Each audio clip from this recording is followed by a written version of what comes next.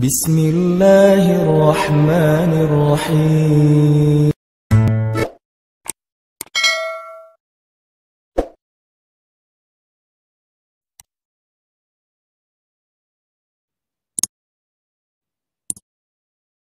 Assalamualaikum warahmatullahi wabarakatuh.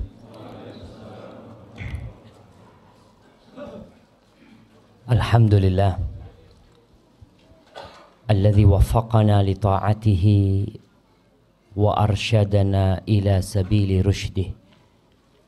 Segala puji bagi Allah Jalla Jalaluh yang telah memberikan taufik kepada kita untuk taat kepada Allah, untuk patuh kepada Sang Pencipta.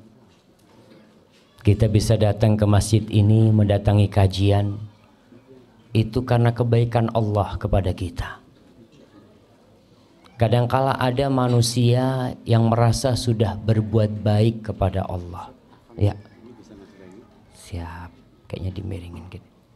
Ini buat gimana? Yang ini suara dalam. Masya Allah. Iya. Sampai mana kita jemaah?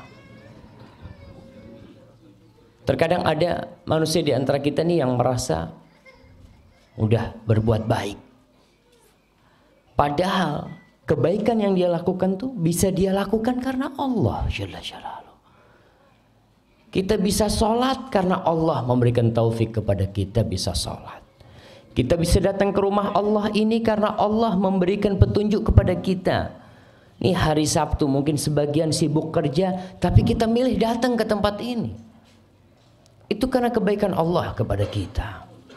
Maka tiada yang pantas untuk dipuja dan dipuji melainkan hanya Allah semata. Bahkan tidak sah salat seorang hamba tanpa mengatakan alhamdulillahi rabbil alamin. Allahumma salli wa sallim wazid wa barik wa an'im ala habibikal mustafa wa nabiyikal mujtaba nabiyina wa sayyidina Muhammad. Ya Allah, semoga salawatmu, semoga salam berkah dan nikmatmu senantiasa kau curahkan untuk hamba kekasihmu, untuk baginda Nabi kita Muhammad sallallahu alaihi wasallam, yang pada dasarnya beliau tidak butuh dengan salawat kita. Allah sudah bersalawat kepada beliau. Malaikat-malaikat Allah udah bersalawat kepada beliau. Tapi Allah ingin memberikan kehormatan kepada orang-orang yang beriman agar mereka banyak-banyak bersalawat kepada Rasul sallallahu alaihi wasallam. Allah berfirman, innallaha wa malaikatahu yusalluna 'alan nabi. Sesungguhnya Allah dan para malaikatnya bersalawat kepada Nabi. Ya ayyuhalladzina amanu sallu alaihi wa sallimu taslima. Wahai orang-orang yang beriman, ingat, yang dipanggil hanya yang beriman. Yang tidak beriman silahkan ditutup kupingnya. Karena ini panggilan khusus. Allah tujukan buat hamba-hambanya yang khusus. Itu yang beriman. Apa kata Allah? Sallu alaihi wasallimu taslima. Kalian bersalawat dan bersalamlah kepada Rasul sallallahu alaihi wasallam. Kita seringkali membaca di Al-Quran, ya ayyuhalladzina amanu. Coba saya mau tanya, berapa kali Allah sebutkan ya ayyuhalladzina amanu di Al-Quranul Karim? Saya mau kasih hadiah nih, mumpung ada hadiahnya di sini jamaah. Jamaah, kita ini ngaji, hatam ya, tapi terkadang ngelewat tuh ya ayyuhalladzina. Kalau lewat ya ayyuhalladzina amanu, kata Ibnu Mas'ud radhiyallahu taala anhu, idza sami'ta ya ayyuhalladzina amanu fa'riha sam'ak. Kalau kau mendengar ya ayyuhalladzina amanu, rungokno. Kata seperti itu. Dengarkan. Fa imma khairun tu'mar bihi. Setelah ya ayyuhalladzina amanu itu ada satu dari dua hal, kebaikan yang engkau dikasih tahu sama Allah agar kau mengamalkannya, atau ancaman dan keburukan yang Allah ingin memperingatkanmu supaya kau nggak kena sama bahaya itu. Maka sekali lagi kalau kita baca Quran pas lewat ya ayyuhalladzina amanu, berhenti, cari terjemahan. Nih Allah panggil aku nih beriman, aku yakin bahwasanya Allah panggil aku, cari buku terjemahan. Kalau nggak punya terjemahan, berangkat ke ustadz, berangkat ke masjid Al-Mina, datang ustadz nih, kok Allah panggil aku di sini, ya ayyuhalladzina amanu qu anfusakum wa ahlikum nara. Apa artinya ustadz? Ternyata wahai orang-orang yang beriman, jagalah dirimu dan keluargamu dari api neraka. Kita tahu selama ini orang tua sibuk menyelamatkan anaknya dari kelaparan. Orang tuanya sibuk menyelamatkan anaknya dari hujan, dari panas. Tapi jarang di antara kita yang menyelamatkan anaknya dari api neraka. Ya ayyuhalladzina amanu. Coba berapa kali Allah sebutkan di Al-Quran. Jadi kalau kita ngaji itu tadarus atau pas Ramadan, kadang-kala orang pada hatamin, pas lewat ya ayyuhalladzina amanu kasih tanda. Ya ayyuhalladzina amanu, halaman sekian. Terus nanti kita cari tahu. Kembali kepada salawat untuk Rasul sallallahu alaihi wasallam. Nabi alaihi salatu wasallam, beliau pernah sujud syukur. Sujud syukur. Ditanya Rasul SAW, kenapa kau sujud syukur? Kata dia, atani Jibril. Jibril tadi datang kepada aku. Dia memberikan kabar gembira. Anna man shalla alayya salatan sallallahu alaihi biha asyra. Barang siapa yang bersolat satu kali ini buat aku, kata Nabi alaihi salatu wassalam, maka Allah akan bersolawat 10 kali buat dia. Nabi sujud syukur karena ternyata Allah memberikan keutamaan yang besar bagi umatnya yang bersolawat kepada Rasulullah SAW. Maka mulai saat ini ya berusaha waktu-waktu kita isi solawat buat Nabi alaihi salatu wassalam. Masuk rumah, keluar rumah, ibu-ibu sambil nyapu rumahnya, Allahumma sholli wa sallim ala Muhammad, ya terus sambil goreng isi dengan salawat. Ada seorang wanita di Jogja, wanita tua, dia itu kalau sore berangkat ke musola dekat rumahnya. Di musola, depan musola itu ada pohon mangga atau pohon apa, daunnya banyak yang jatuh. Tiap sore dia itu dipilih daunnya itu, dikumpulin pakai tongkat, ada pakunya tuh, kumpulin. Remaja masjid itu bingung sama ibu tua ini. Ibu ini kok repot-repot, lalu pakai sapu wis mari. Tapi satu-satu dia kumpulin. Besok sorenya sama anak-anak muda tuh disapu semuanya. Ibu tua tuh datang ke masjid, sudah bersih. Nangis ibu itu. Anak muda bingung, anak remaja masjid, kok malah nangis ibu ini? Kan seharusnya udah alhamdulillah udah ada yang bersihin gitu kan. Apa kata ibu itu? Saya dengan setiap daun itu bersolawat kepada Rasulullah SAW. Dia kumpulin. Kadang-kala ada amalan-amalan yang kita meremehkannya.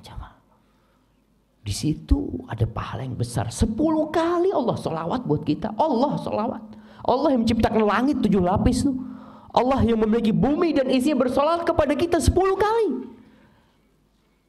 Apa masih kita akan meremehkan bersolawat untuk Rasulullah SAW? Semoga solawat itu bersambung untuk istri-istri beliau, kemudian untuk putra-putri beliau, dan untuk cucu-cucu beliau, dan untuk seluruh sahabat Nabi yang terutama, untuk Abu Bakar As-Siddiq, untuk Umar bin Khattab, untuk Uthman bin Affan, dan untuk Ali bin Abi Talib radhiyallahu ta'ala an ashabin Nabi ajma'in. Ma'asyal muslimin wal muslimat rahimakumullah. Ada seorang penulis dari Mesir. Dia menulis di buku dia ketika umur dia 40 tahun. Ingat kalau kita bicara 40 tahun nih, 40 tahun Hijriah. Hari ini tanggal berapa? Tanggal 21. Tanggal 21 Dzulqa'dah. Dzulqa'dah itu katanya orang Jawa bulan kecepit. Hah? Apit ya. Bulan Apit ya. Kalau di Jember itu bulan kecepit kata dia. Biasanya penghasilan kata mereka berkurang kata dia. Dagangan ya kalau hasilnya biasanya banyak. Betul itu terjadi karena memang Dzulqa'dah ini di antara 2 hari raya. Di antara Syawal dan Dzulhijjah. Jadi orang ngumpulin duit buat Dzulhijjah. Sudah dia nggak banyak belanja, dia persiapan buat kurban dia seperti itu. Dzulqa'dah. Jadi kita bicara 40 tahun tuh 40 tahun Hijriah. Saya mau tanya nih, ada orang yang umurnya 50 tahun Hijriah. Saya mau kasih hadiah. Yang sudah 50 tahun. Berarti kita harus tahu tanggal lahir secara Hijriah. Jangan meremehkan bulan Hijriah jemaah. Bulan Hijriah ini alhamdulillah di sini ditaruh di atas, biasanya ditaruh di bawah tuh. Tuh bulannya kita umat Islam. Umat Islam semua peradaban, semua umat itu punya kalender. Semuanya. Dan itu bebas karena semua umat umpamanya orang-orang Romawi, orang-orang Masehi punya penanggalan yang dibawa Masehi. Masehi itu artinya Kristus. Karena memang terhitung dengan lahirnya Nabi Isa alaihi salam yang diklaim oleh mereka sebagai anak Tuhan. Itu permulanya dengan tanggalan Masehi. Orang Cina punya kalender sendiri. Apa kalendernya orang Cina? Hari rayanya orang Cina apa namanya?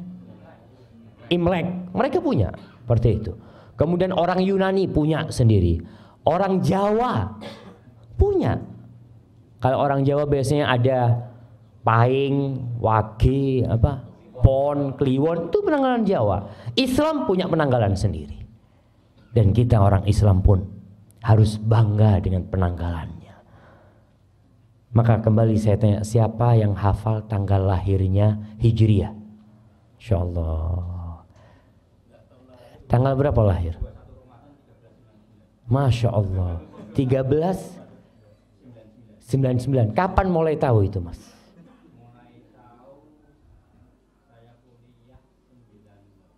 Masya Allah. Barakallahu fikum. Kasih ke beliau.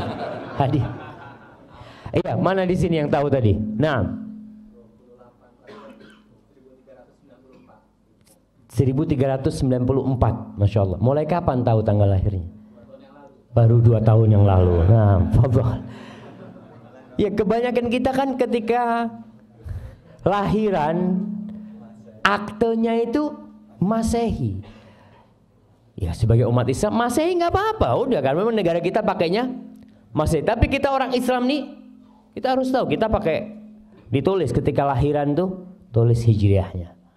Supaya kita tahu tatkala kita umur 40 tahun apa yang harus kita lakukan. Nabi kita Muhammad SAW umur berapa meninggal? 63 tahun Hijriah, bukan Masehi. Hati-hati. Kadang kalau ada orang ngomong berapa umurnya bapak? 63. Kayak umurnya Nabi. Loh udah sama. Nabi itu hitungannya pakai Hijriah. Jadi bapak ini Masehi sudah lebih dari Rasul SAW. Karena kira-kira setiap 30 tahun itu beda 1 tahun. Jadi kalau 100 tahun, Ashabul Kahfi berapa tahun di dalam gua tidur? 309 tahun pakai bulan Hijriah. Kalau hitungan Masehi mereka 300 tahun. Karena hitungan pakai bulan itu lebih cepat. Nih, sastrawan dari Mesir ini ketika umurnya 40 tahun secara Hijriah. Dia mengatakan, "Laqad balagtu qimmatal haram. Thumma inni bada'tu al-an fi an-nuzul. Wa la adri hal sa'anzilu bihudu'in am tata'atharu bi at-tariq fa asqut ila as-sabah." ila ma'wayal akhir ila al-qabr. Kata dia, aku sudah sampai puncaknya piramid. Jadi orang umur 40 tahun dia udah sampai puncaknya piramid. Sekarang aku nih sudah mulai turun. Jadi orang kalau sampai puncaknya nggak mungkin naik lagi. Orang sampai puncaknya gunung, sampai situ dia akan turun. Kata dia, aku nggak tahu perjalanan turunku ini akan nyaman atau perjalanan turunku itu akan cepat dan aku masuk ke dalam kuburan. Karena ada orang yang 40 tahun, 41 mati. Nggak nunggu tadi disebutkan 60 tahun. Kemudian dia mengatakan, dia mengingat tentang angan-angan dia. Ketika dia masih kecil ya, dia ingin punya ini, punya itu. Biasa anak-anak kecil kan punya cita-cita. Ketika umur 40 tahun, dia sudah mulai berpikir. Aku sudah mulai berpikir untuk mengumpulkan bekal menuju ke kuburan. Ma'asyiral muslimin rahimakumullah. Umur umat Rasul sallallahu alaihi wasallam sebagaimana disebutkan oleh beliau, a'maru ummati baina sittin wa sab'in. Umur umatku itu antara 60 sampai 70. Wa aqalluhum man yajuzu dzalik. Sedikit yang lewat dari 70 sedikit. Maka saya mau kasih hadiah kepada yang lewat 70 tahun. Masya Allah. Masya Allah kayaknya. Bapak, ini hadiah buat Bapak Pak ya. Masya Allah. Fadl kasihkan ke Bapak itu. Masya Allah. Berapa? 92 tahun. Tinggal satu jemaah. Wa aqalluhum. Kata Rasulullah SAW, sedikit yang lewat 70 tahun itu sedikit. Alhamdulillah. Kita dibuktikan oleh Allah Subhanahu wa taala ada salah seorang di antara kita yang umurnya lebih dari 70 tahun. Itu nikmat dari Allah Subhanahu wa taala. Karena kata beliau alaihi salatu wassalam, khairun nasi man tala umruhu wa hasuna amaluhu. Sebaik-baiknya manusia adalah yang panjang umurnya dan baik amalannya. Wa syarrun nas man tala umruhu wa sa'a amaluhu. Seburuk-buruknya manusia adalah yang panjang umurnya, buruk amalannya. Kita ini kalau ada orang banyak berbuat dosa, banyak membuat keributan di warga paga sini, apa yang kita lakukan? Kita akan melihat, Allah muka-muka cepat mati wong iku ya. Betul. Karena memang orang buruk sekali dia. Bertambah umur dia, bertambah keributan di kampung ini. Tapi ketika dia mati, selesai. Ma'asyiral muslimin rahimakumullah.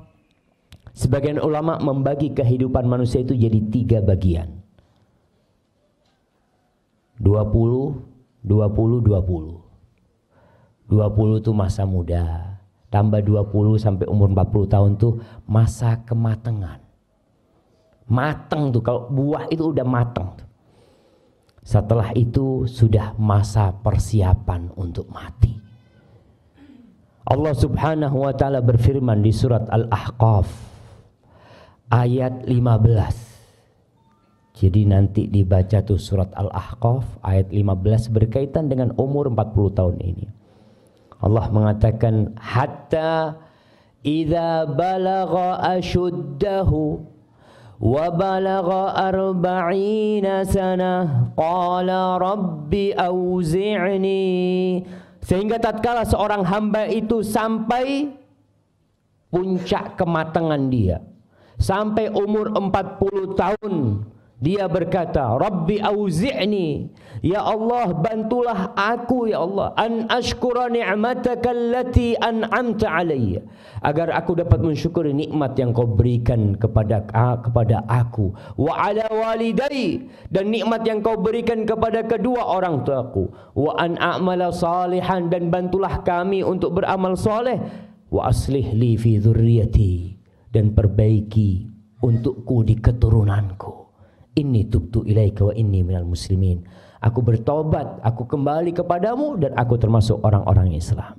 Ma'asyiral muslimin, umur 40 tahun adalah umur yang seharusnya orang berpikir lebih panjang lagi.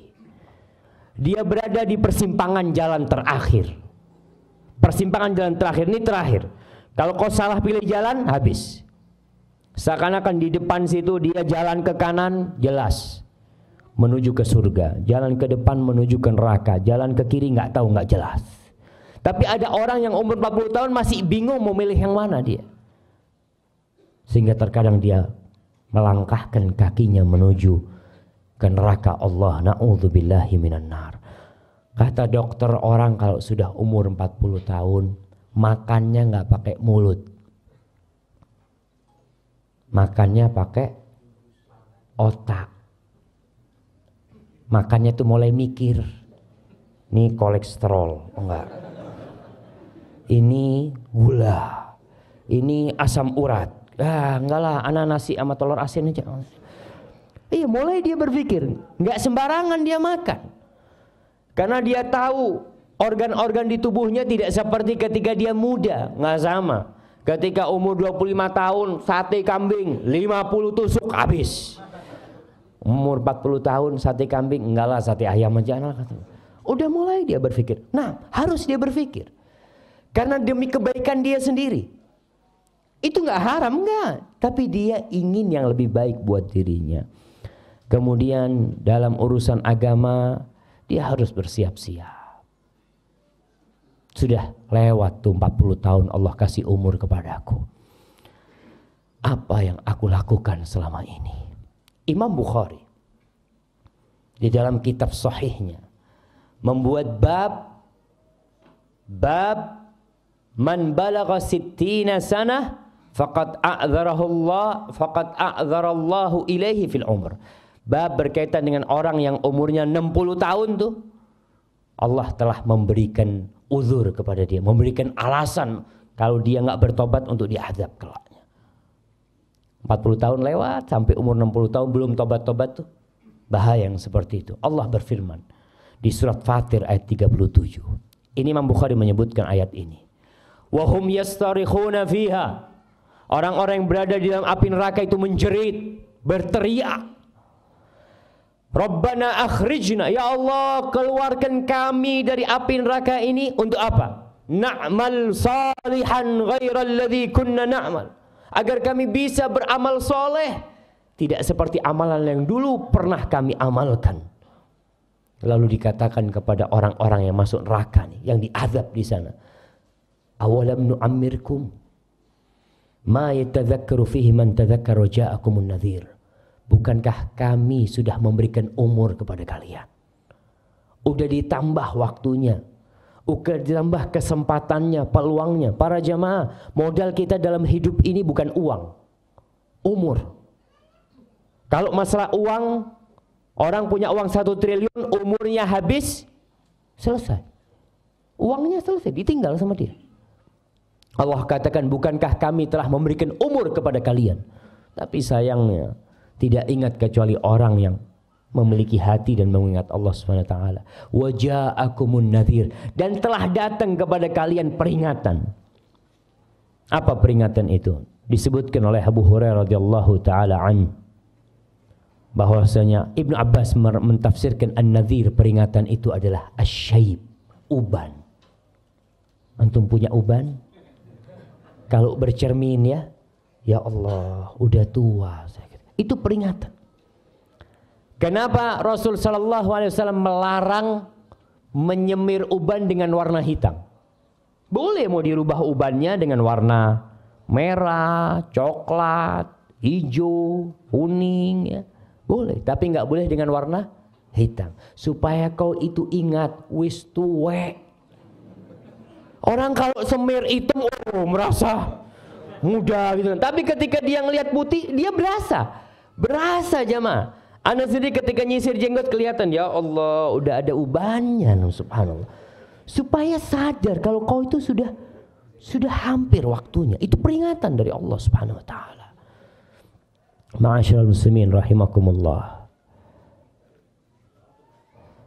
Hushaim Ibnu Abdul Bar menceritakan, ada salah seorang ulama yang menyemir rambutnya dengan hitam, jenggotnya dengan hitam. Lalu didatengin sama salah seorang. Orang ini tanya, ini alim ulama nih yang nyemir dengan warna hitam. Hushaim bin dikatakan kepada dia, Ustaz, ana mau bertanya tentang tafsir firman Allah. Waja'akumun nadhir. Telah datang kepada kalian peringatan. Apa makna peringatan itu? Kata Hushaim, qad qila lahu innahu syaib. Ada riwayat yang mengatakan yang dimaksud dengan peringatan adalah uban. Lalu penanya itu bertanya lagi kepada gurunya ini, bagaimana pendapatmu, wahai guruku, apabila orang didatengin oleh peringatan itu, kemudian dia semir dengan hitam? Maksudnya gurunya. Dia ini mau negur gurunya. Bagaimana wahai guruku, orang yang kedatangan peringatan itu kemudian dia menyemir peringatan itu dengan warna hitam. Lalu Hushaim ingat dan meninggalkan semir dengan warna hitam. Kadangkala kita ini nggak kepingin tua jemaah. Takut dengan ketuaan itu. Nggak bisa. Tua tuh pasti datang. Mau kembali muda. Laita syabab ya'udu yauman. Nggak bakal balik tuh yang namanya masa muda. Ma'asyiral muslimin rahimakumullah. Al-Hajjaj Ibn Abdullah Al-Hakami, salah seorang penguasa Bani Umayyah di Damaskus, di Suriah ya. Semoga Allah memberikan kekuatan kepada saudara-saudara kita kaum muslimin yang ada di Suriah di sana dan menurunkan pertolongan mereka. Kata Hajjaj bin Abdullah Al-Hakami mengatakan, taraktul ma'asi wadh-dhunub 40 sanatan hayaan minan nas. Aku meninggalkan dosa dan kemaksiatan selama 40 tahun karena malu sama orang. Malu sama orang, aku meninggalkan kemaksiatan itu. Thumma taraktuha hayaan minallah tabaraka wa ta'ala. Kemudian setelah 40 tahun aku meninggalkan dosa karena malu sama Allah subhanahu wa ta'ala. Bayangkan, Allah kasih umur sama engkau, Allah kasih rizki sama engkau, terus Allah kasih kau tetap berbuat dosa. 40 tahun Allah kasih kesempatan kepada engkau berbuat dosa. Masa kau gak kembali kepada Allah subhanahu wa ta'ala? Ma'asyiral muslimin rahimakumullah, kalau kita melihat ya ucapan-ucapan ulama-ulama salaf, peringatan-peringatan yang mereka berikan kepada yang umurnya 40 tahun. An-Nakhi berkata, kana yuqali sahibil arba'in ihtafid binafsik. Dikatakan kepada orang yang umurnya 40 tahun dulu, inti jaga-jaga diri ya. Inti jaga-jaga diri.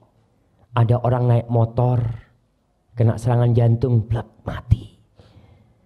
Ada orang yang mati di tempat kemaksiatan. Kita sering mendengar cerita orang-orang yang minum oplosan itu. 5 orang mati sekaligus. 7 orang mati sekaligus. Rata-rata ya gitu. Orang-orang yang lupa dengan Allah subhanahu wa ta'ala. Ma'asyiral muslimin rahimakumullah. Apa amalan yang perlu dipersiapkan kalau sudah umur 40 tahun? Itu poin yang akan kita bicarakan. Yang belum umur 40 tahun, ya siap-siap mempersiapkan diri. Karena ala bisa karena biasa. Allah subhanahu wa ta'ala berfirman, wa wassaynal insana biwalidayhi ihsana. Hamalathu ummuhu kurhan wa wada'athu kurhan.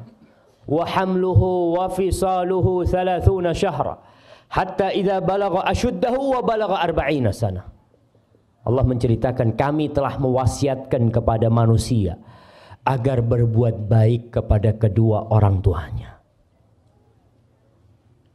Kemudian Allah ceritakan tentang peran seorang ibu.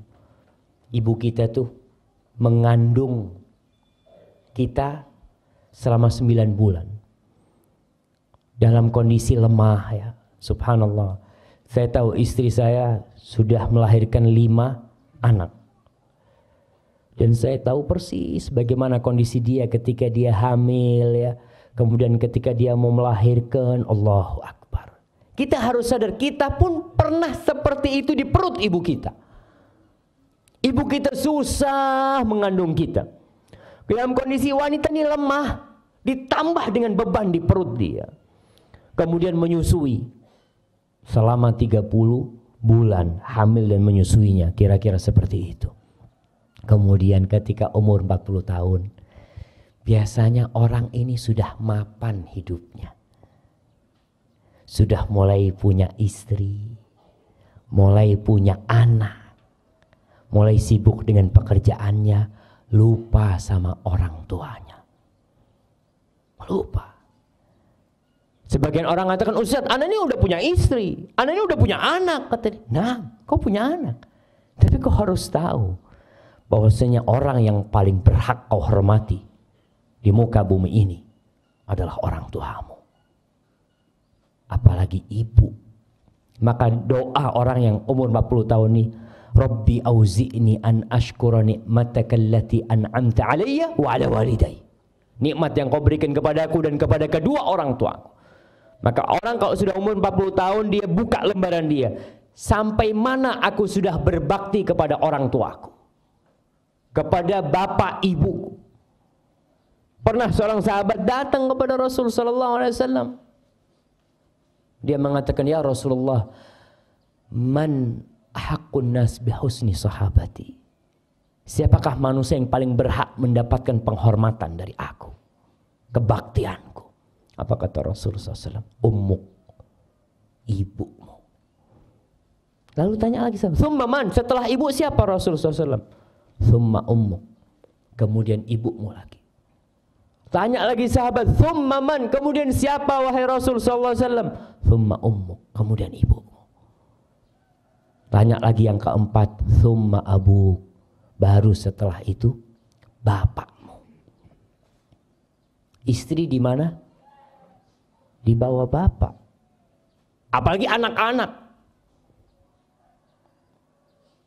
Kalau ada 100 orang yang harus kita hormati di muka bumi ini, yang pertama ibu, yang kedua ibu, yang ketiga ibu, jamaah.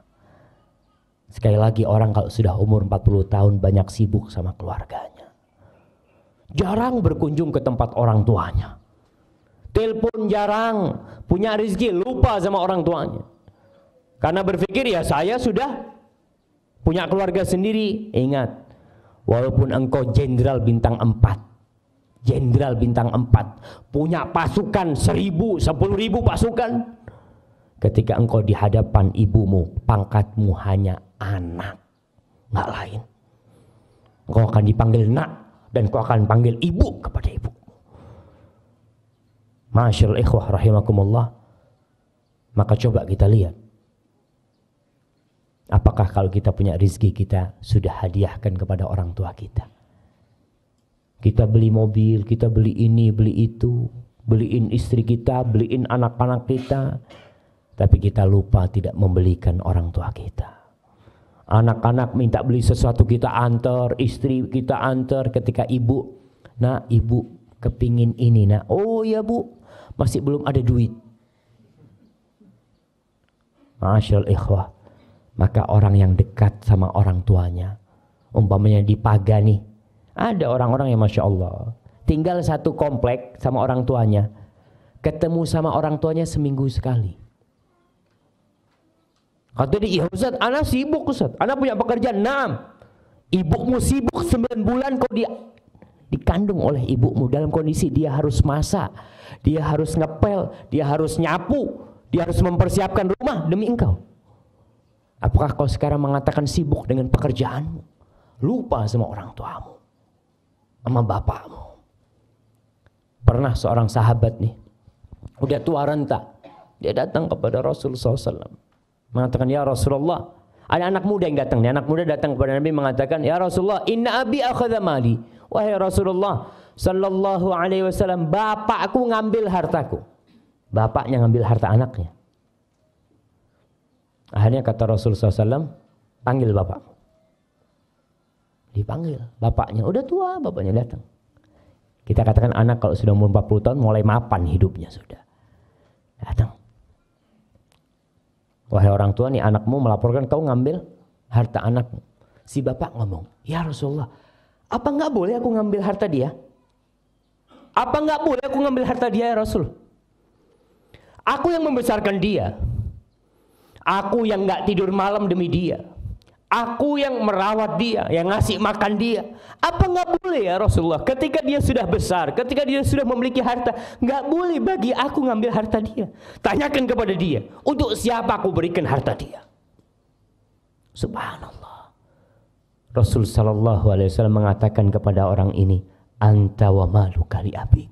Kau, tubuhmu semua ini dan semua hartamu milik bapakmu, milik orang tuamu.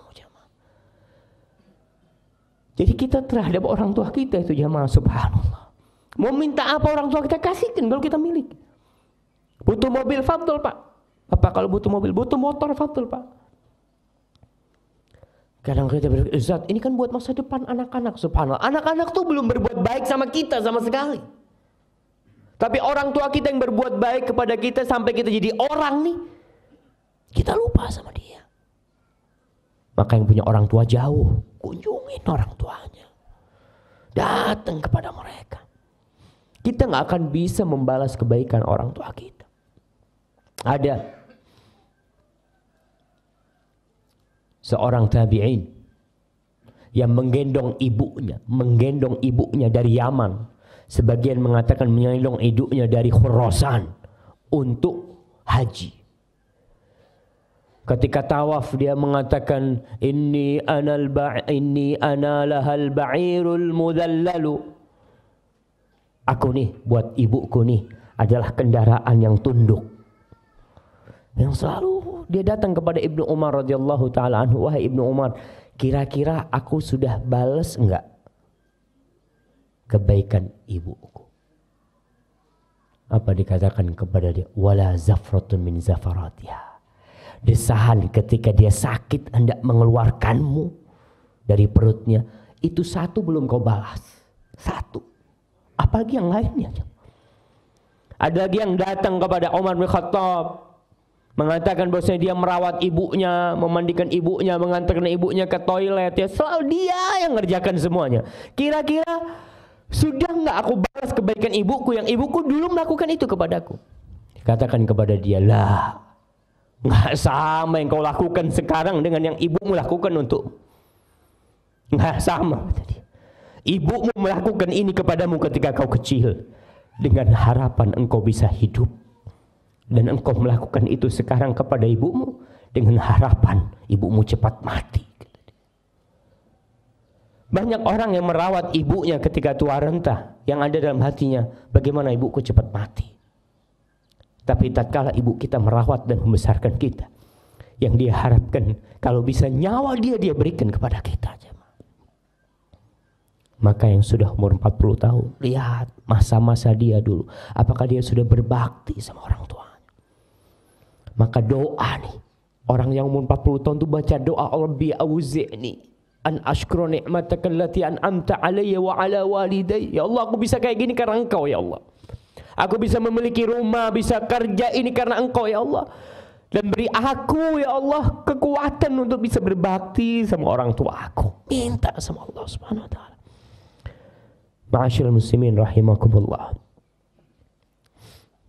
Kemudian yang kita minta kepada Allah, wa an a'mala salihan tardah. Bantu aku ya Allah untuk bisa beramal soleh. Yang mungkin dulu sholatnya jarang-jarang, yang mungkin dulu sholatnya di rumah ya, yang laki-laki sekarang umur 40 tahun masjid. Kita dipanggil nih, hayya 'alas shalah, hayya 'alal falah, tetap di rumah. Nonton TV ya. Kemudian ngobrol, ngopi mungkin. Dipanggil sama Allah SWT, hayya 'alas shalah nih. Yang manggil itu yang menciptakan kita, jemaah. Kita kalau dipanggil sama bos kita, dipanggil sama bos nih, Assalamualaikum, fulan ya, kau sekarang ke kantor, kata dia, siap, berangkat. Padahal kita berangkat dengan kaki pemberian Allah Subhanahu wa taala. Kita memegang HP itu dengan tangan pemberian Allah Subhanahu wa taala. Kita memandang dengan mata pemberian Allah Subhanahu wa taala. Kenapa tatkala yang memberikan semuanya kepada kita, minta kita ke rumahnya? Ini rumah Allah Subhanahu wa taala. Kita malas datang ke situ. Berat. Allah Akbar. Apa sih yang dicari? Kau dipanggil sama bosmu cuma digaji 3 juta, 5 juta, kau begitu bangganya. Kau bisa tahu bahwa harga tanganmu ini. miliaran. Harga matamu itu miliaran. Jantung yang berdetak pun miliaran. Kita lebih taat kepada makhluk daripada kepada pencipta kita. Maka sekali lagi, yang umur 40 tahun ya, khususnya, bukan berarti yang sebelum itu enggak, yang umur 40 tahun lebih dia tanya, saya nih selama setahun ini berapa kali sholat di masjid? Mungkin cuma Jumatan saja. Mulai sekarang tidak. Ibu-ibu ketika azan dikumandangkan berhenti dari semua pekerjaannya. Ini bisa ditunda. Banyak di antara ibu-ibu kalau ada kerjaan rumah itu nunggu kerjaannya selesai. Kata dia nyapu ya gitu ya. Azan, oh ya tak mari no sih. Habis nyapu lihat oh ada piring-piring kotor. Oh iya tak cuci piring sih. Terus habis cuci piring anaknya datang pulang. Oh ngasih makan dia. Sholat zuhur baru jam 2 kadang-kala. Karena sibuk dengan pekerjaan. Jangan sudah. Nih Allah nih. Hayya ala sholah. Di antara amal soleh yang paling mulia apa? As-sholatu ala waktu. Sholat tepat waktu. Banyak bapak-bapak yang qanaah kalau urusan akhirat. Qanaah. Kalau urusan dunia kita, kalau ada gaji 1 juta, mamanya nih, bapak kerja di rumah bapak, gajinya 1 juta. Tapi bapak kerja di pinggir jalan sana, buka toko, gajinya 27 juta. Milih mana? Berangkang, dia milih pinggir jalan. Nah apa pinggir jalan? 27 juta Ustaz. Tapi kenapa kalau sholat? Di rumah dapat berapa pahalanya? 1. Di masjid berapa? 27. Kita milih, ya nggak apa-apa lah Ustaz, saya milih yang 1 aja Ustaz. Subhanallah. Ma indakum yanfad wa ma indallahi baq. Yang ada di diri kalian tuh akan sirna dan habis semua. Apapun yang kalian miliki, tapi yang di sisi Allah itu yang akan kekal dan abadi. Ma'asyiral muslimin rahimakumullah. Sedekah.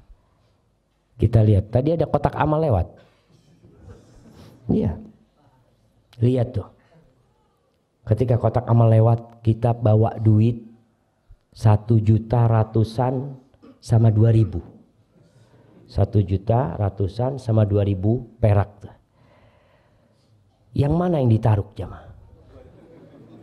Yang 2.000. Yang 2.000. Padahal 2.000 ini yang bakal dia jumpain.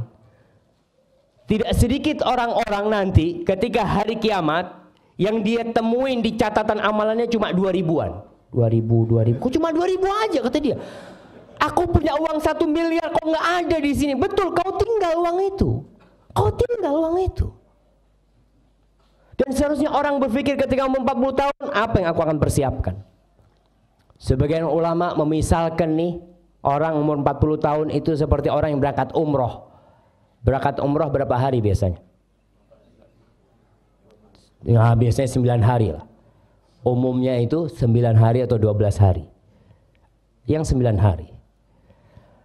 Ketika kita sampai sana, kita kan bawa tas, bawa koper macam-macam ya. Ke sana, hari ketiga, hari ke-6, biasanya hari ke-6, ke-7, ke-8 persiapan mau pulang. Kita sudah packing. Hati-hati. Jadi mau pulang sudah insya Allah. Besok jangan lupa barang-barangnya dipak semuanya. Ini orang bawa uang 1 miliar. Ketika sudah mulai packing bajunya ya, dia masukin semuanya. Uang 1 miliar itu ditinggal sama dia di hotel. Dia pulang ke Indonesia bawa tas. Ditanya, "Mas loh, sampean duit 1 miliarnya mana?" "Saya tinggal di Mekah." "Loh, waras sampean Mas." "Kok tinggal?" "Iya." Orang kan kalau yang akan dibawa, yang dia bawa itu yang mahal, yang berharga. Tapi kenapa kita yang kita sedekahkan mesti yang tidak berharga?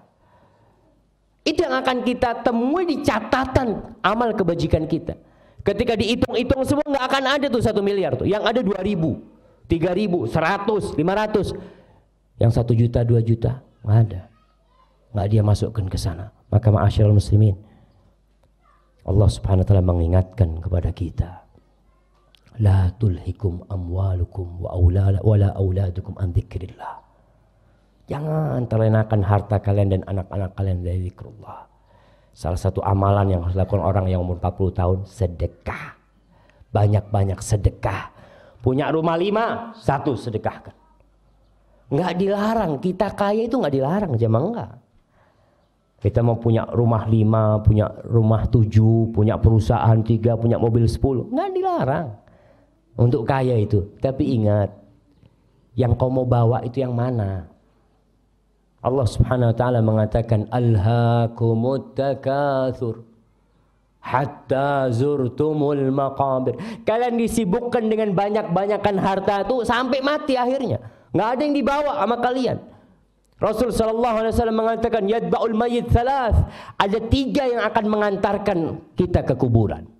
3. Kalau orang mati itu 3 akan ikut ke kuburan. Yang pertama, maluhu wa ahluhu wa amaluhu. Mal, harta dia. Harta itu akan ikut ke kuburan. Kalau orang kaya biasanya yang ngantarkan ke kuburan banyak apa sedikit? Banyak. Kalau orang terkenal, artis yang ngantarkan ke kuburan banyak apa sedikit? Banyak. Ahlu, keluarganya ikut semua ke kuburan. Dan bersama amalnya juga ikut ke kuburan. Yarji'ul ithnan wa yabqa wahid. Harta dan keluarganya akan pulang. Pulang mah. Semuanya pulang. Sampai anak yang mencintai orang tuanya ini. Kalau kita punya anak berbakti sama kita. Ketika kita mati, kita akan dimasukkan ke kuburan, diinjak-injak di kuburan, ditinggal sama anak kita. Ditinggal. Nggak akan ada anak yang menemani orang tuanya di kuburan. Terus bersama siapa kita? Cuma bersama amal kita. Rumah yang kita bangunkan besar, nggak kita bawa. Mobil mewah yang kita beli, sawah-sawah yang berhektar-hektar kita miliki, nggak ada yang dibawa. Maka kita kalau sudah umur 40 tahun minta wa an a'mala sholihan, ya Allah. Bantu aku agar aku bisa beramal soleh, ya Allah. Yang nggak pernah sholat sunnah, tambah sholat sunnahnya. Karena mungkin dulu sebelum 40 tahun banyak sholat-sholat kita yang kurang benar. Yang pertama dihisab pada hari kiamat apa? Sholat. Kalau sholatnya benar, semua amalnya benar. Kalau sholatnya kurang, akan disempurnakan dengan sholat-sholat sunnah. Waktunya kita mau perbanyak sholat sunnah. Kemudian puasa sunnah. Mungkin dulu kita pernah nggak puasa, kita pernah badung dulu, pernah nggak benar ya dengan puasa itu. Wa aslih li fi dzurriyyati. Kemudian kita berdoa nih orang yang umur 40 tahun, ya Allah perbaiki aku di anak keturunanku. Karena terus terang anak itu juga termasuk penyambung amal kita. Bapak-bapak kepingin punya anak berapa? Yang banyak kalau punya anak. Karena kalau semakin banyak peluang untuk didoakan sama anak kita semakin besar. Anaknya 1 preman, 1 jadi preman anaknya nanti. Apa akan mendoakan orang tuanya? Kok orang tuanya? Dirinya sendiri tidak pernah dia doakan. Maka bagaimana kalau punya anak 10? Masya Allah. Orang-orang dulu itu jemaah nggak ada yang takut punya anak banyak. Kalau saya lihat keluarga ibu saya 7, keluarga bapak 9, keluarga fulan banyak-banyak anaknya. Nggak takut dengan masalah rezeki. Padahal pekerjaan mereka lebih susah dari pekerjaan kita. Tapi barokah mereka. Karena mereka yakin yang ngasih rezeki siapa? Allah Jalla Jalaluhu. Bukan orang tuanya yang ngasih rezeki itu. Kita kalau berpikir yang ngasih rezeki itu kita, nggak bisa kita ngasih makan anak kita. Orang baru nikah gajinya 1 juta, ada yang 700 gajinya. Punya anak, kalau dia berpikir nanti kalau anak saya kuliah ya apa ya? Anaknya baru lahir dia mikirin kalau kuliah gitu kan. Biarin nanti tuh rizkinya tuh akan datang tuh. Ada yang ngatur rizkinya. Allah yang memberikan rizki. Wa aslih li fi dzurriyyati, Allah perbaiki keturunanku. Dan ingat orang tua, anak itu adalah amanat dari Allah Subhanahu wa taala. Tadi ayat yang kita bacakan, ya ayyuhalladzina amanu qu anfusakum wa ahlikum nar. Wahai orang-orang yang beriman, jaga diri kalian dan keturunan kalian, keluarga kalian dari api neraka. Banyak orang tua yang anak perempuannya jadi pelacur, naudzubillah min dzalik. Dan biasa dibawa oleh lelaki gonta-ganti ya. Lelaki yang membawa dia dibiarin sama orang tuanya. Bahkan orang tua kalau melihat anak perempuannya di rumah, nak, kok gak ada yang bawa, nak? Subhanallah. Subhanallah. Ingat jamaah, kalau kita punya anak yang jadi pelacur umpama, yang jadi preman, dan kita tidak mendidik mereka, jangan harap masuk surga. Sebelum kita mempertanggungjawabkan tuh anak-anak kita, mereka akan pegangin kita di hari kiamat. Ya Allah, nih bapakku gak pernah ngajarkan kepada aku sholat. Nih bapakku gak pernah ngajak aku ke masjid. Nih ibuku yang kerjanya ya Allah cuma arisan sana arisan sini, anaknya gak pernah diurusin. Maka hati-hati, kita minta sama Allah supaya keturunan-keturunan kita diperbaiki. Jadi anak-anak yang soleh dan benar. Inni tubtu ilaik. Ya Allah, aku bertobat kepadamu. Aku kembali kepadamu ya Allah. Atas segala dosa-dosa yang kita lakukan. Ya waktunya taubat sudah. Ma'asyiral muslimin rahimakumullah. Kalau anak muda berbuat dosa, itu masih lumrah, tapi tetap dosa ya. Jangan dikatakan lumrah, oh berarti nggak apa-apa, tetap dosa. Rasul sallallahu alaihi wasallam bersabda, "Thalathatun la yukallimuhumullah yaumal qiyamah wa la yuzakkihim wa la yanzuru ilaihim wa lahum adzabun alim."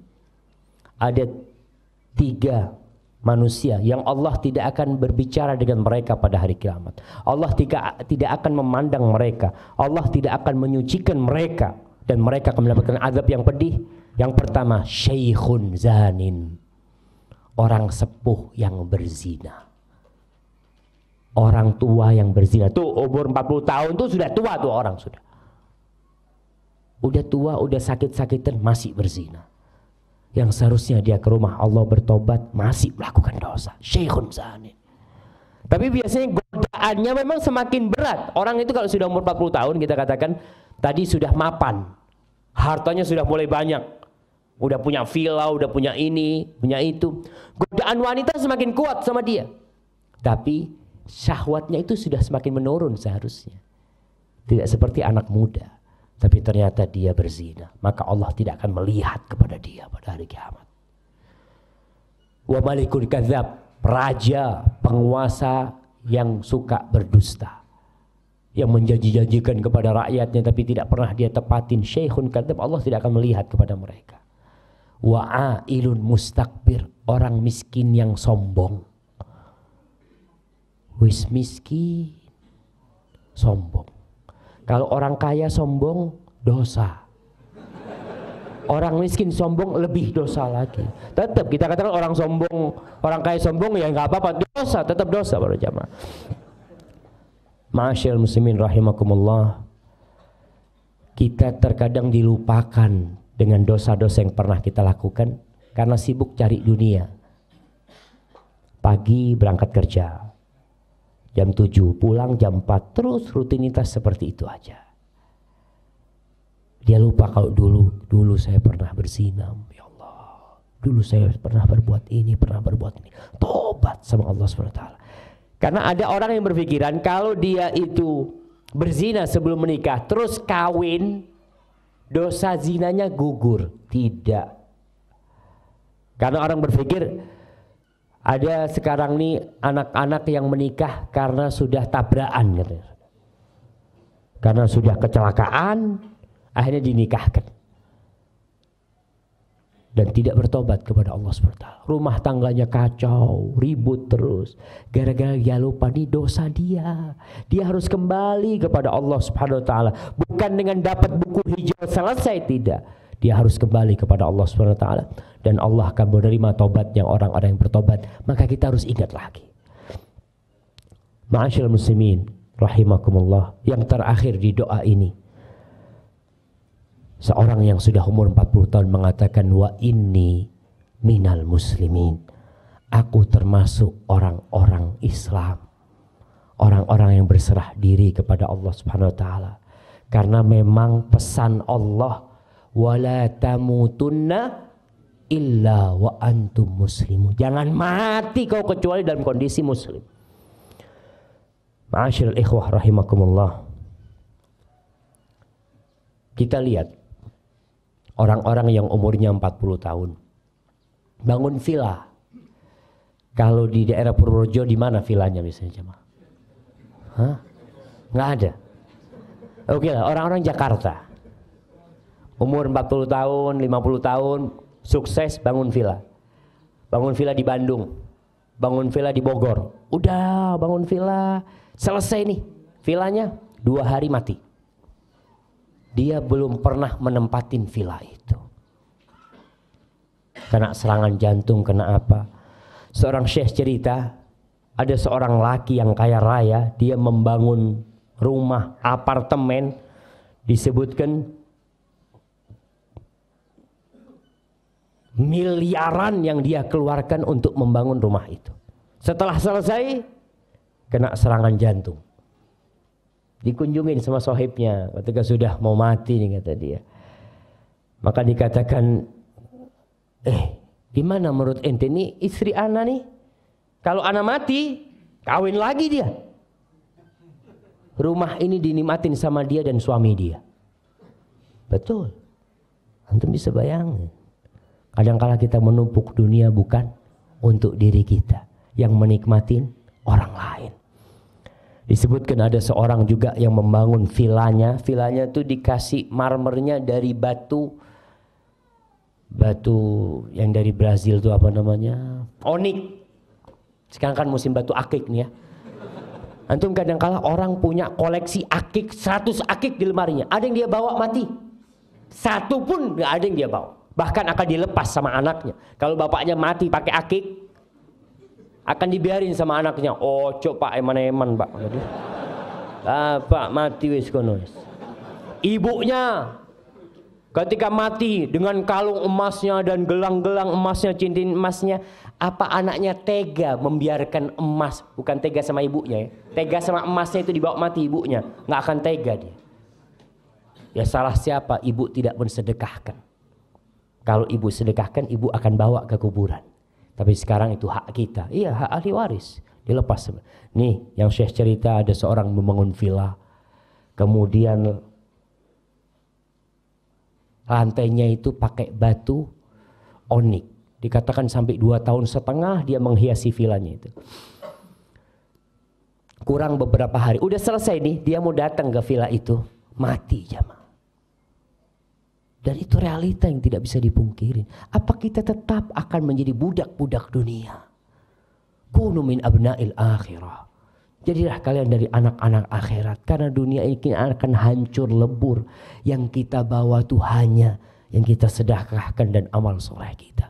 Rasul SAW pernah bertanya kepada para sahabatnya, ayyukum malu warithihi ahabbu ilaihi min malih. Siapa di antara kalian yang harta ahli warisnya lebih dia cintai daripada harta dia?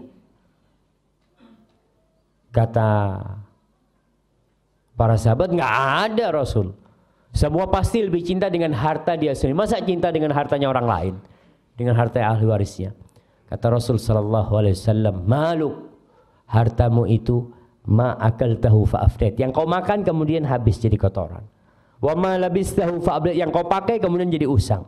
Wa ma anfaqta fa'abqait, dan yang kau sedekahkan kemudian kau simpan. Selain itu adalah hartanya ahli waris. Rumah walaupun sertifikat atas nama kita, perusahaan milik kita, semua sandal yang kita pakai, semua yang milik kita itu akan kita tinggal kecuali yang kita sedekahkan. Ma'asyiral ikhwah rahimakumullah. Sekali lagi, banyak-banyaklah berdoa. Dibaca nih surat Al-Ahqaf ayat 15, dihafalin. Sering-sering kita baca, Rabbi auzi'ni an ashkura ni'mataka allati an'amta alayya wa ala walidayya wa an a'mala salihan tardaha wa aslih li fi dhurriyyati inni tubtu ilaika wa inni minal muslimin. Anaknya diajarin, nak sini nak, Doakan bapak nak ya. Bapak ini sudah tua, ajarkan kepada anak kita, nak mintakan ampun buat bapak nak ya. Ajarin sama anak kita. Karena kita ingin anak-anak kita diperbaikin. Banyak orang tua yang lebih berat anaknya tidak sekolah daripada anaknya tidak sholat. Subuh azan dikumandangkan, anaknya nggak dibangunin. Kenapa? Masih kecil kata dia. Ya Ustaz, masih kecil Ustaz. Kan belum wajib sholat. Tapi ketika jam 7 diobrak-abrik anaknya suruh sekolah. Apa sekolah wajib? Lebih wajib mana antara sekolah dengan sholat? Sholat. Maka tolong perhatikan yang seperti itu. Hadza wallahu a'lam bishawab. Itu yang bisa kita kaji pada kesempatan kali ini. Dan pada penghujung acara ini saya sampaikan nasihat dari Abu Darda radhiyallahu taala anhu. Istrinya Ummu Darda pernah meminta sesuatu kepada Abu Darda. Ya namanya perempuan, kadang-kala dia minta yang neko-neko. Banyak istri itu mintanya yang macam-macam gitu kan. Akhirnya Abu Darda mengatakan kepada istrinya, tasabbari. Fa inna amamana aqabatan ka'udan la yujawizuha illa akhafun nasi himlan. Kata Abu Darda, wahai istriku, sabar kau. Kalau mungkin keinginanmu, kebutuhanmu tidak bisa aku berikan, sabar kau. Di depan kita ini ada jalan yang susah, yang terjal, yang nggak ada orang bisa melewatin jalan itu kecuali yang bawaannya sedikit. Orang-orang yang bawaannya sedikit insya Allah bisa melewatin seperti itu. Maka dunia ini hanya jembatan untuk menuju kampung akhirat.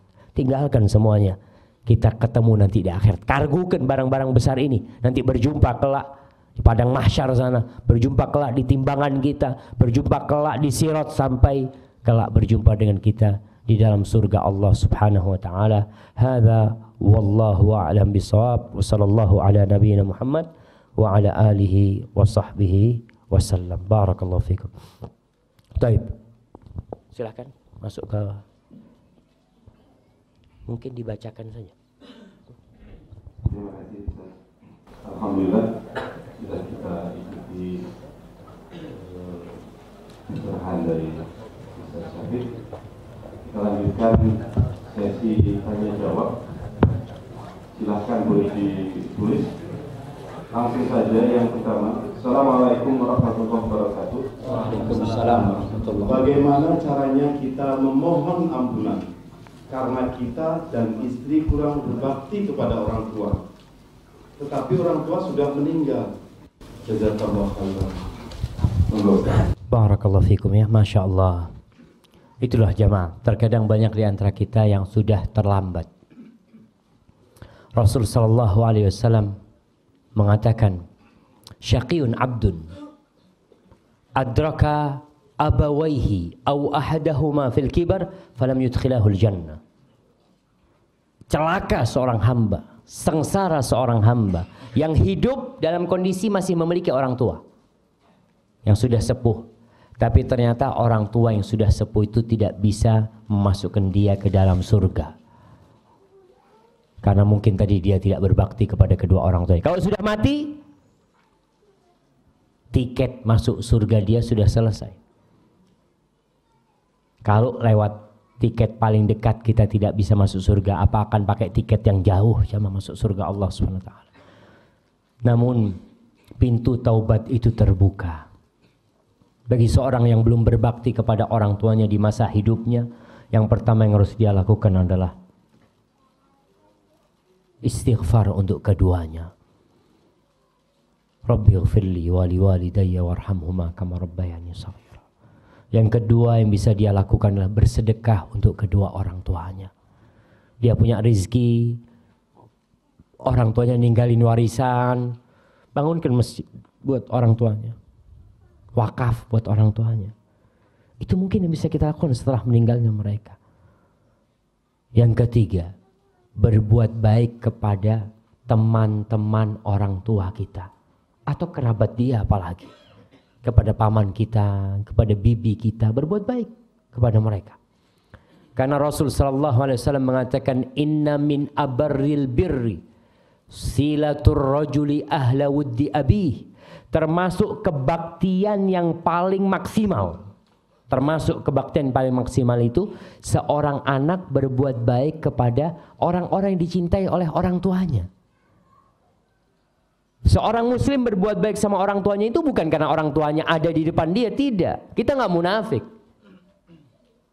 Kita kadang-kadang sama orang tua kita pura-pura baik, di belakang kita mencela orang tua kita. Tidak. Orang tua kita nggak ada, udah mati, tetap kita berbuat baik kepada orang tua kita. Tadi berbuat baik kepada teman-teman orang tua kita datang ke rumah mereka, kita kasih, ya kalau ada sedekah-sedekah buat mereka, kita potong kurban, kita ingat dengan teman-teman orang tua kita. Itu termasuk kebaktian yang bisa kita lakukan untuk orang tua yang sudah meninggal. Wallahu a'lam bishawab. Nah. Terima kasih. Assalamualaikum warahmatullahi wabarakatuh. Waalaikumsalam.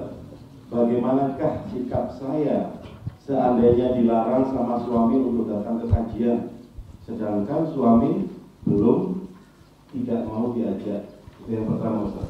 Yang kedua, apakah Ustaz Syafiq adanya Ustaz Dr. Khalid MA? Terima kasih.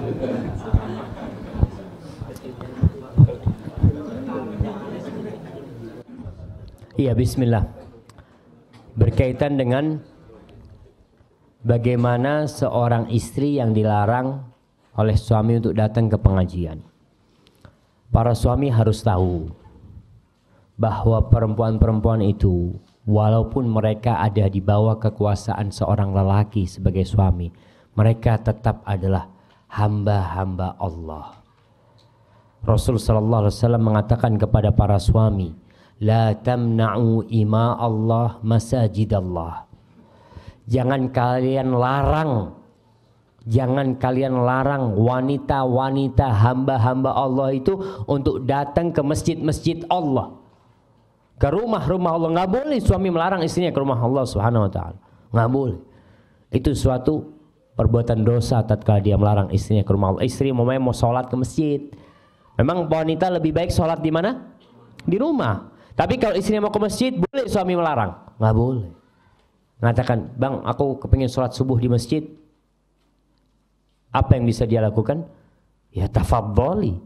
Itu hakmu untuk ke rumah Allah. Tapi tetap harus izin kepada suami. Karena jangan sampai suami pulang, istrinya hilang gitu kan. Mana istriku, nggak ada. Padahal istrinya ada di masjid. Bagaimana posisi istri yang dilarang datang kajian? Ya berusaha untuk mengambil hati suaminya, ya. Jangan sampai pengajian itu kan dalam artian nggak harus di masjid. Bisa jadi kita dapat kajian lewat radio, lewat apa, ya, lewat TV, atau kita bisa baca buku. Tapi tetap kalau untuk keluar rumah izin sama semua suaminya. Doakan suaminya mudah-mudahan terbuka pintu hatinya sehingga mengizinkan dia untuk datang ke rumah Allah SWT. Ma'asyiral muslimin wal muslimat rahimakumullah, kita hidup ini penuh ujian semuanya. Ada bapak yang diuji sama anaknya, ada anak yang diuji sama bapaknya, ada suami yang diuji sama istrinya, ada istri yang diuji sama suaminya. Kita lihat para nabi umpamanya, Nabi Nuh alaihissalam, siapa ujian beliau? Istrinya.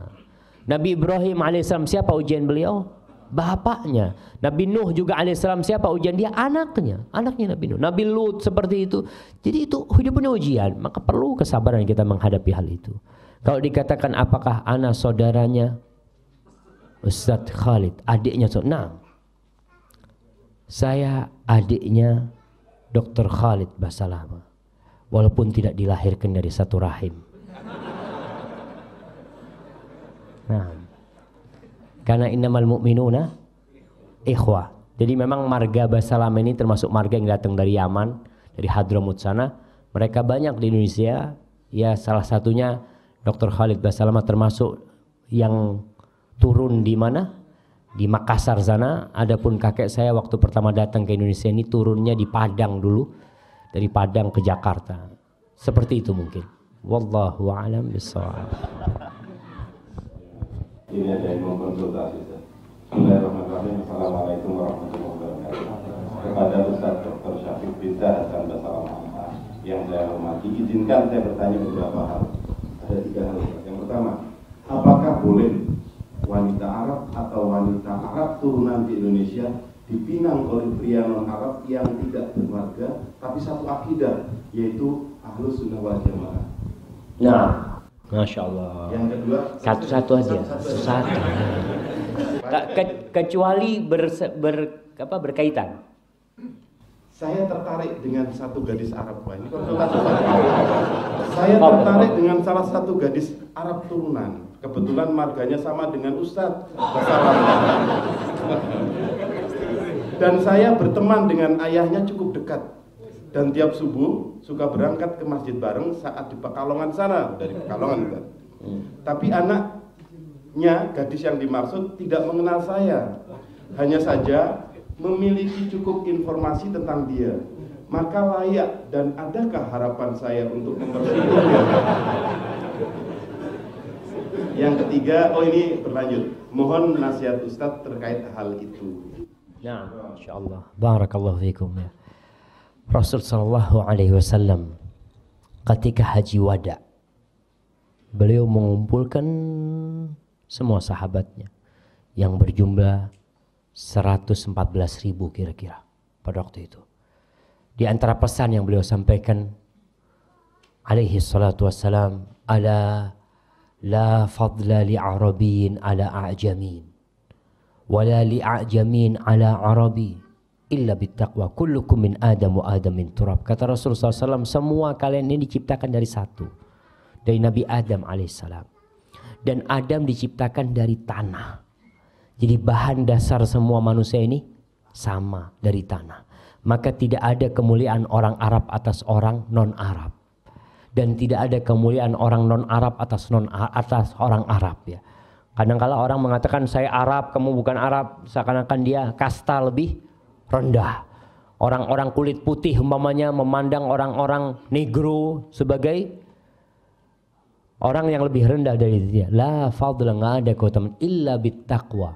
Yang menjadi standar keutamaan dan kehormatan seseorang adalah takwa kepada Allah SWT. Terus bagaimana kalau mau menikah dengan orang Arab? Boleh-boleh aja kalau diterima. Seperti itu masalahnya. Jadi kita ini jangan sama orang Arab, sama orang non Arab pun sama-sama non Arab ngelamar itu boleh kalau diterima. Kalau nggak diterima ya pulang ya mah. Dan orang nolak itu macem-macem. Kadang-kala nih orang lelaki ini apa ya, nggak nyambungan gitu ya. Apa istilahnya? Orang mudeng. Ada datang nih melamar ya anaknya orang, Masya Allah. Kemudian orang tua ngomong, maaf anak saya belum mau nikah, seperti itu. Oh, saya tunggu gitu dia. Oh, saya tunggu. Itu suruh pulang sudah maksudnya. Kok ditunggu? Kadang-kadang orangnya ngomong, anak saya masih mau sekolah. Oh, nggak apa-apa. Berapa tahun saya siap menanti gitu kan. Mas, sampean ditolak, Mas. Artinya itu, Mas. Kecuali mertuanya ngomong, calon mertua ngomong ini sama dia, anak saya masih mau sekolah. Apa sampean siap menunggu? Ah, itu diterima. Tapi kalau cuma ngomong mau sekolah berarti ditolak antum. Dan harus gentle seorang laki. Udah kalau ditolak gitu ya. Kayak tadi umpamanya dia mau melamar keluarga bahasa lama. Karena memang orang Arab ini kadangkala lebih suka menikahkan anaknya dengan sesama mereka. Itu nggak apa-apa. Orang Padang kepingin nikahkan anaknya sama-sama orang Padang. Orang Sunda kepingin seperti itu, hal yang wajar, kembali kepada keinginan dari pihak keluarga tersebut. Tapi Rasul sallallahu alaihi wasallam memang memberikan kepada kita standar. Kalau kau ingin menikahkan anakmu, jangan melihat kepada itu, lihatlah kepada agama dan akhlaknya. Orang-orang Arab kenapa kok jarang mau menikahkan anak perempuannya dengan selain Arab? Kadangkala kesian sama cucunya, karena cucunya nanti tidak akan membawa marga. Takut sama sepupu-sepupunya itu dia dikucilkan seperti itu. Ya itu termasuk salah satu pandangan yang karena kesian sama cucunya gitu loh. Kalau nanti mamanya dipandang ini nggak ada marganya ini, seperti itu. Dalam orang Arab biasanya nyebut orang Jawa itu akhwal. Orang Arab kalau nyebut orang Jawa itu akhwal. Akhwal itu dari asal kata khol yang artinya bibi dari ibu. Karena orang Arab ketika datang ke Indonesia, mereka tidak bawa istri, dia menikah dengan Orang Jawa, orang Sunda, orang Padang menikahlah dengan orang Indonesia. Ketika anaknya bertanya, "Pak, ini siapa?" Dikatakan akhwal, saudara-saudara ibumu gitu loh. Seperti itu ucapan yang mereka lakukan. Jadi sebenarnya itu wajar sekali kalau ketika mereka menolak, nggak mau nerima antum, ya antum harus sabar. Bukan karena antum nggak layak diterima, mungkin ada pertimbangan-pertimbangan yang lainnya. Antum kalau sudah dekat sama orang tuanya, bismillah. Kekuatan doa itu tidak terbendung. Kalau antum minta sama Allah SWT, Allah tinggal kun fayakun. Jadi ketika ditolak, insya Allah ada yang lebih baik dari dia. Karena tidak hanya dia wanita di muka bumi ini. Jadi nasihat ana buat dia, bismillah, antum istikharah, antum musyawarah. Kalau belum siap untuk ditolak, yang jadi masalah kadang-kala orang itu siap diterima, nggak siap ditolak. Kalau belum siap ditolak, jangan minta anak dia. Kalau antum nggak siap ditolak, cari wanita lain. Tapi kalau antum siap, saya siap. Kalau berarti saya ditolak, bukan jodoh saya, bismillah, berangkat. Insya Allah itu akan jadi baiknya, apalagi kalau perempuan itu adalah wanita yang soleha seperti itu. Hadza wallahu a'lam bishawab. Jika ada seorang suami melakukan perzinahan dengan istri orang lain, lalu orang lain tersebut menceraikannya, apakah laki-laki ini boleh menikahi wanita tersebut yang telah diceraikan? Dan bagi istrinya, apa boleh minta cerai? Nah, na'udzubillah min dzalik ya. Perzinaan di Indonesia ini, dan itu juga salah satu tanda-tanda kiamat ya, banyaknya perzinaan di mana-mana, sampai kehidupan tetangga sama tetangga berzina. Na'udzubillah min dzalik. Bagaimana kondisi seorang lelaki yang berzina dengan istrinya orang? Dia harus bertobat kepada Allah Subhanahu wa taala.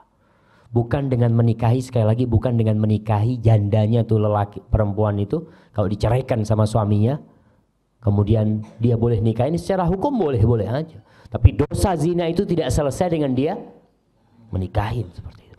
Kemudian si istri, apakah si istri berhak meminta cerai kalau suaminya berzina? Ada dua hal yang membolehkan istri meminta cerai kepada suaminya. Dua hal ini bermuara di satu hal, yaitu tidak bisa menegakkan hukum Allah di rumah itu. Kalau si istri merasa, Ustaz, ana lihat suami ana nih secara fisik ganteng, dia nggak ada masalah, tapi yang jadi masalah akhlaknya seperti itu, Ustaz. Dia berzina sama istri orang, na'udzubillah min dzalik. Apakah boleh dia minta cerai? Boleh dalam kondisi seperti itu. Tapi kalau suaminya bertobat, jangan terburu-buru bercerai. Kadang-kala kita melihat kepada anak-anak kita, kepada keluarga kita, kalau suaminya bertobat. Tapi kalau suaminya tidak bertobat, di kampung ini banyak ya, di desa-desa itu, dia kalau suaminya berzina nggak apa-apa, asalkan jangan kawin lagi. Itu ada pandangan seperti itu. Dia kalau suaminya kawin lagi, kiamat. Tapi suaminya berzina ke tempat pelacuran, dia tenang-tenang saja. Hati-hati, kalau itu menikah lagi itu halal. Berzina nih bawa penyakit ke rumah dia, bawa azab dan murka Allah ke rumah kita. Apalagi kita mendiamkan hal yang seperti itu. Maka ingat, termasuk dosa paling besar perbuatan zina itu. Semoga Allah menjauhkan kita dari perbuatan zina itu. Wallahu a'lam bishawab.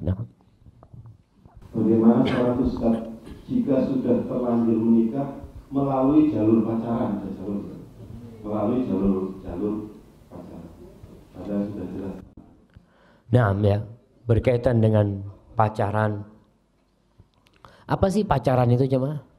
Kayaknya nggak perlu didefinisikan pacaran itu. Orang kenal sama perempuan di jalan, kenalan, salaman, setelah itu duduk bareng, lalu jalan-jalan, lalu masuk hotel, lalu nanti ngelamar, menikah. Itu termasuk dimurkain oleh Allah Subhanahu wa taala. Nyentuh perempuan yang bukan mahramnya, boleh apa nggak boleh? Nggak boleh jemaah. Anaknya orang nih, jangan sembarang-sembarang kau memandang wanita yang bukan mahramnya. Apa kata Allah Subhanahu wa taala? Wa qul lil mu'minin yaghuddu min absarihim. Katakan kepada orang-orang yang beriman hendaklah dia menundukkan pandangan mereka. Rasul sallallahu alaihi wasallam itu ketika berbaiat dengan wanita-wanita, beliau tidak membaiat dengan tangan beliau. Kalau lelaki-laki itu datang masuk Islam, berjanji sama Nabi, salaman Nabi sama mereka.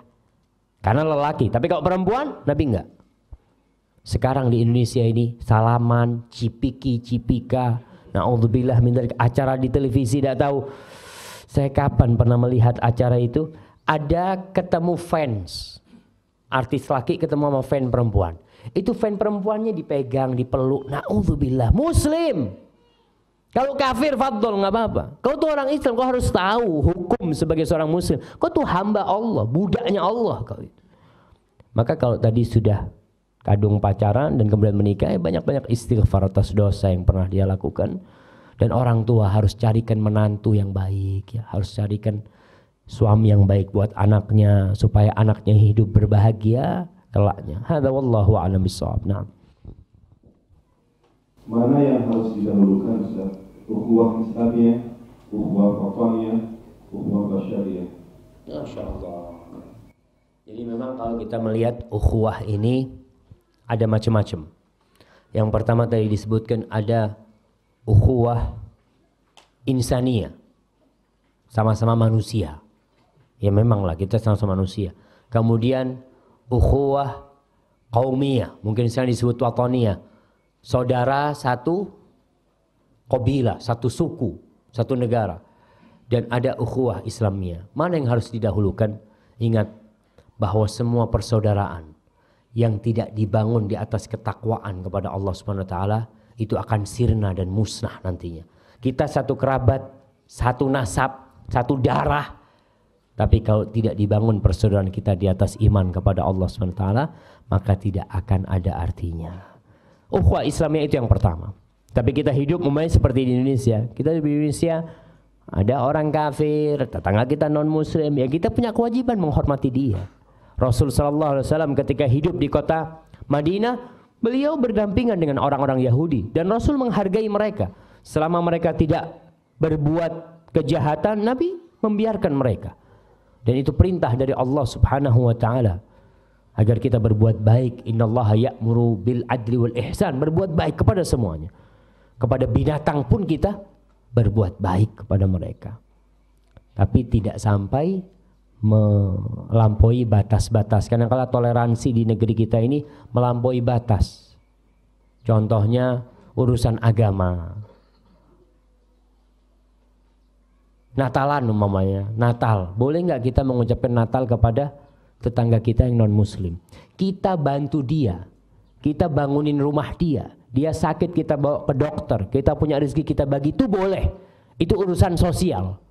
Tapi urusan agama, lakum dinukum waliyadin, ini urusan ibadah. Ini sudah dia merayakan hari kelahiran Tuhan. Ketika kita datang mengatakan itu, berarti kita ikut melestarikan hal itu. Tidak. Jadi kalau nanti mungkin kita punya, kadang-kadang banyak pertanyaan, Ustaz, bos ana nih non muslim Ustaz, kata dia. Dia kalau lebaran mengucapkan selamat hari raya. Kalau Natalan gimana Ustaz? Kalau saya nggak mengucapkan nggak enak. Ya ucapkan sama dia, datang ke tempat dia. Bos, lakum dinukum waliyadin, bos. Nah, supaya tahu memang lakum dinukum waliyadin. Berarti bosnya, oh ya terima kasih gitu kan bosnya. Ya supaya tahu kita muslim. Kita ini dididik untuk tauhid, untuk la ilaha illallah. Nggak ada Tuhan tiga, nggak ada Tuhan tiga. Tuhan itu satu. Kita baca qul huwallahu ahad, qul ya ayyuhal kafirun. Kita dididik untuk tauhid. Kok pas Natalan kita mengucapkan selamat Natal, selamat atas kelahiran Tuhanmu. Kita mengucapkan selamat. Ya enggak lah, jamaah. Kalau lebaran sekedar lebaran Idul Fitri, tidak ada hubungan mungkin dengan urusan ketuhanan, tapi ini Natalan berurusan dengan tauhid. Hati-hati yang seperti itu. Hadza wallahu a'lam bissawab. Nah. Assalamualaikum. Ustaz mau tanya, bagaimana mengatasi seorang istri yang selalu cemburu, Ustaz? Insyaallah. Ini kayak mewakili semua ini. Masya Allah, Masya Allah. Cemburu itu berlandaskan cinta. Jadi kalau seorang istri cemburu kepada suaminya, itu wajar, asalkan tidak berlebihan. Kalau cemburu sudah berlebihan jadi setan. yang ada was-was. Suaminya pulang agak malam, oh kayaknya wis kawin meneng. Seperti itu. Apa? Enggak, husnudzon sama suaminya, ibu-ibu. Kemudian bagaimana sikap suami? Suami ketika mendapati istrinya pencemburu, dia hargai kecemburuan istrinya, diarahkan kepada yang lebih baik. Jadi masalah kadang-kala istri ini cemburu sama keluarga suami, cemburu sama adiknya suami, cemburu sama ibunya suami, itu lebih berat lagi. Itu bukan cemburu yang ada, itu namanya hasud, iri dengki. Ketika suami ngasih kepada ibunya, apa kata istri? Kok enak ibu dikasih terus? Allahu Akbar. Tuh ibu, suami itu yang melahirkan suamimu. Suamimu bisa kayak gini gara-gara ibunya. Jadi bapak ketika menghadapi kecemburuan suaminya, ya dijelaskan, harus dibuka. Kemudian ibu-ibu juga dikasih nasihat, tidak suka mencurigai suaminya. HP suaminya dibukain ya, suaminya lagi masuk kamar mandi diambil. Dompet suaminya dibuka, mungkin ada apa macam-macam. Itu termasuk perbuatan yang tidak hak ya. Karena hal itu akan membuat rumah tangga jadi kacau akhirnya nantinya. Tapi kalau memang sudah ada bukti, umpamanya suaminya berbuat yang tidak benar, dinasehati, ngobrol sama suaminya dengan cara yang baik. Dan kalau mau ngasih nasihat suami, ibu-ibu, jangan menggurui. Karena suami-suami di sini nggak suka diguruin. Iya, lelaki itu egois tuh. Jangan kalau suaminya punya salah, baru datang kerja, Mas, sini Mas, duduk sini. Ada yang ingin saya sampaikan. Nggak seperti itu kalau mau ngomong sama suami ya. Udah bikinin teh macem-macem, ambil dipijetin ya. Mas boleh saya ngomong Mas? Dengar tuh suaminya tuh. Iya ada apa dik? Baru kasih nasihat. Insya Allah dengar seperti itu. Hadza wallahu a'lam bishawab. Ini kayaknya sudah waktunya nih. Terakhir. Nah, ada beberapa pertanyaan yang memang agak sama ya saja. Ya. Ini kayaknya Assalamualaikum Ustaz. Waalaikumsalam. Tanya, adakah tuntunan untuk sholat sunnah tasbih? Bolehkah kita melaksanakannya? Mohon penjelasan. Nah, berkaitan dengan sholat sunnah tasbih, ada beberapa hadis yang diriwayatkan dari beberapa sahabat tentang sholat sunnah tasbih. Sebagian ulama mensahihkan hadisnya. Di antara yang mensahihkan umpamanya Syekh Albani rahimahullahu taala, sehingga sholat sunnah tasbih bisa diamalkan berdasarkan hadis itu. Tapi sebagian ulama memandang hadisnya itu lemah karena tidak ada riwayat dari Rasul SAW beliau mengamalkannya. Dalam kondisi seperti ini, maka saya melihat kita harus berlapang dada ketika ada yang mengatakan saya mau sholat sunnah tasbih Ustaz. Ya monggo, tafadhol. Karena memang hadisnya disahihkan oleh para ulama. Tapi umpamanya saya beranggapan hadisnya itu lemah Ustaz, karena ulama-ulama menjelaskan hadisnya itu lemah. Ya silahkan, jangan dilaksanakan ketika menghadapi seperti itu. Karena memang kondisinya hadisnya itu berada di tengah. Bisa jadi sahih, bisa jadi dhaif, bisa jadi hasan, bisa jadi dhaif. Dan kita yang ingin mengamalkan fadhol, cuma pengamalannya sholat sunnah tasbih itu tidak harus berjamaah. Kadang-kala ada orang yang sholat tasbih kalau berjamaah baru sholat. Enggak, ya udah sholat di rumah. Yang mau sholat sunnah tasbih itu termasuk sholat sunnah yang dianjurkan berdasarkan hadis yang disahihkan oleh Syekh Albani rahimahullahu taala. Hadza wallahu a'lam bishawab. Mungkin itu yang menjadi penutup perjumpaan kita hari ini, karena masih ada acara selanjutnya nanti ini. Apabila yang saya sampaikan benar itu dari Allah Subhanahu wa taala, kalau ada yang salah dan kurang berkenan itu dari diri saya sendiri, Allah dan Rasulnya terbebaskan dari kesalahan itu. Wa subhana rabbika rabbil izzati amma yasifun, wassalamun alal mursalin, walhamdulillahi rabbil alamin. Wassalamu alaikum warahmatullahi wabarakatuh.